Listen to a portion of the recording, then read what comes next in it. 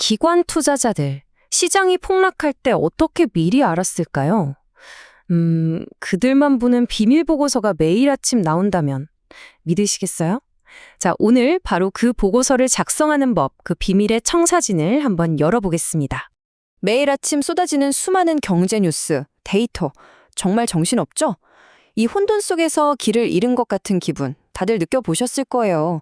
그런데 말이죠, 최상위 분석가들은 이 혼돈 속에서도 아주 명확한 투자 지도를 그려냅니다. 도대체 우리랑 뭐가 다른 걸까요? 지금부터 그들의 머릿속으로 한번 같이 들어가 보시죠. 그 사람들 무슨 수정굿을 보면서 점치는 거 아닙니다. 대신에요, 마치 건물을 짓기 전에 설계도를 그리듯이 시장을 분석하는 아주 정교하고 체계적인 청사진을 사용하는 거죠. 오늘 우리는요, 바로 그 비밀스러운 청사진을 한번 낱낱이 해부해 볼 겁니다. 자, 그럼 그 청사진의 첫 페이지를 한번 넘겨볼까요? 근데 좀 놀랍네요. 첫 장에는 복잡한 차트나 숫자가 없어요.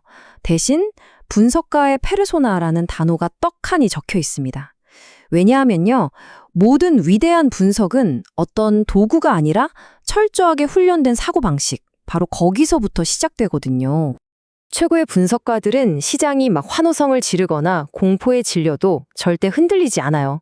왜냐하면 희망이나 두려움 같은 감정이 얼마나 위험한 편견을 만드는지 너무 잘 알기 때문이죠.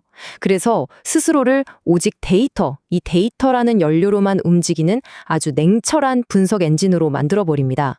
제 생각에는요가 아니라 데이터가 보여주는 것은 이겁니다 라고 말하기 위한, 이게 바로 첫 단계인 거죠. 그리고 이 분석 엔진은요, 아주 엄격한 4가지 프로토콜에 따라서만 작동합니다. 첫째, 하나의 데이터를 현미경으로 들여다보듯이 깊게 파고들고요. 둘째, 그렇게 본 데이터가 진짜인지 다른 데이터랑 연결해서 교차 검증을 합니다. 셋째, 과거에 비슷한 상황이 있었나? 역사의 거울에 한번 비춰보는 거죠. 그리고 마지막으로 이 모든 정보를 바탕으로 시장의 진짜 큰손, 그러니까 기관 투자자들이 어떻게 움직일지를 예측하는 겁니다. 이 4단계가 바로 그들의 게임의 법칙, 룰인 셈이죠. 자, 그럼 이 강력한 청사진을 가지고 오늘의 시장이라는 복잡한 건물을 한번 분석해 볼까요? 모든 분석은 숲을 먼저 보는 것에서 시작하죠. 바로 거시경제라는 가장 큰 그림부터 말입니다. 오늘 시장을 딱 한 문장으로 요약하면 이겁니다. 비이성적 회복력. 아니, 분명히 금리도 오르고 전쟁 같은 악재들이 이렇게나 많은데 시장은 마치 강력한 진통제를 맞은 것처럼 고통을 전혀 느끼지 못하고 있어요. 그 진통제가 뭘까요? 바로 AI라는 어마어마한 내러티브죠. 이 모순적인 상황, 이게 바로 모든 분석의 출발점이 됩니다.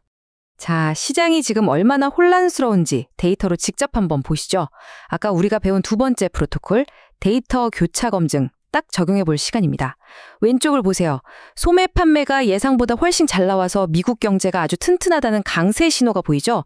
그런데 오른쪽을 보면 기업들은 유가가 올라서 앞으로 물가가 더 오를까 봐 걱정하고 있다는 약세 신호가 동시에 나타나고 있어요. 이건 뭐 자동차 엑셀이랑 브레이크를 동시에 밟고 있는 거나 마찬가지입니다. 이렇게 시장이 혼란스러울 때 분석가들은 연준의 입에 모든 신경을 곤두세웁니다. 최근에 케빈 워시라는 인물의 발언이 시장을 한번 뒤흔들었는데요. 그가 뭐라고 했냐면 물가 목표치를 재는 자 룰러 자체를 바꿔버리면 어떨까 하는 아주 의미심장한 말을 던졌습니다. 이게 무슨 말이냐면요. 마치 100점 만점 시험이 너무 어려우니까 아예 80점 만점으로 바꿔서 합격시키기 쉽게 만드는 것과 같아요.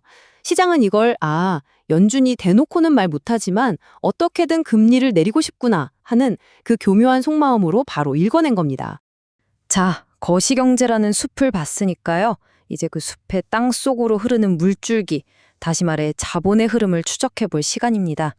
모든 돈의 흐름은 바로 이 채권과 토화 시장에서 시작되거든요. 와, 표가 좀 복잡하죠? 바른 건 다 잊으셔도 괜찮습니다.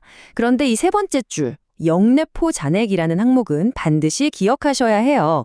이게 뭐냐면 시장의 마이너스 통장 같은 거거든요. 근데 그 잔고가 거의 바닥이 났다는 아주 위험한 신호입니다. 동시에 4번째 줄에 있는 재무부 계좌, TGA는 블랙홀처럼 시중에 있는 돈을 계속 빨아들이고 있고요. 그러니까 겉보기에는 호수가 잔잔해 보이지만 사실 물밑에서는 거대한 싱크홀이 생기고 있다는 아주 강력한 경고인 셈이죠. 이제 주식시장 안으로 한번 들어가 보죠. 요즘 S&P 500 지수는요, 사실상 AI 지수라고 불러도 과언이 아닐 정도입니다.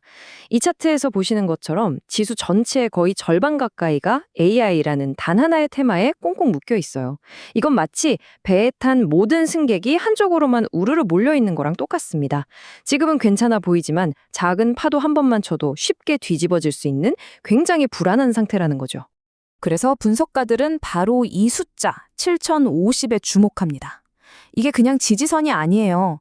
수많은 컴퓨터 프로그램들이 만약 7050이 무너지면 자동으로 주식을 팔아라 라고 설정해 놓은 일종의 방아쇠 같은 숫자입니다.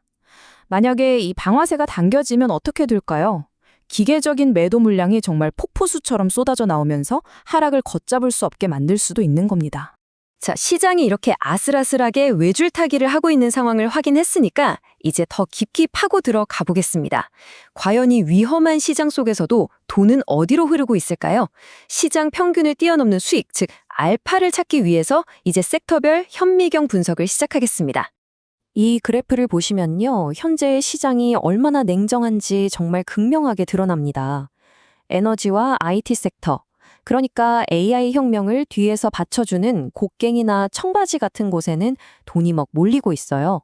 반면에 소프트웨어나 항공처럼 당장 AI로 돈 벌기 어렵거나 오히려 비용이 늘어나는 섹터는 철저하게 외면받고 있죠. 시장의 돈이 아주 영리하게 될 놈에게만 집중되고 있다는 확실한 증거입니다. 아니, 왜 이렇게 극단적인 차이가 나는 걸까요?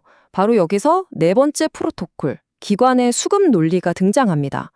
지금 거대한 자금을 굴리는 기관들은 이렇게 생각하고 있는 거예요. AI라는 금광에서 진짜 돈을 버는 건 금을 캐는 사람이 아니라 그 사람들한테 곡괭이, 반도체 칩이랑 전기, 에너지를 파는 사람이다. 그래서 AI의 꿈을 현실로 만들어줄 하드웨어와 인프라에만 돈을 쏟아붓고 있는 겁니다. 정말 현실적이고 냉정한 판단이죠. 그리고 여기서 아주 흥미로운 신호가 하나 잡힙니다. 전통적인 안전자산인 금이랑 새로운 디지털 자산인 비트코인이 같이 오르고 있다는 점이에요. 이건 단순히 위험을 피하려는 움직임 그 이상입니다.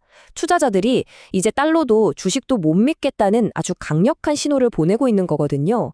그래서 한 손에는 구시대의 보험인 금을, 다른 한 손에는 신시대의 보험인 디지털 금, 바로 비트코인을 함께 들고 있는 겁니다. 자, 지금까지 거시경제, 채권, 주식, 그리고 섹터까지 흩어져 있던 모든 분석의 조각들을 다 모았습니다. 이제 이 퍼즐 조각들을 맞춰서 그래서 지금 우리는 뭘 해야 하는가라는 최종 그림, 즉 실행 가능한 투자 전략을 완성해 볼 시간입니다. 보고서는 우리 앞에 놓인 두 갈래 길을 아주 명확하게 제시합니다. 첫 번째는 낙관 시나리오.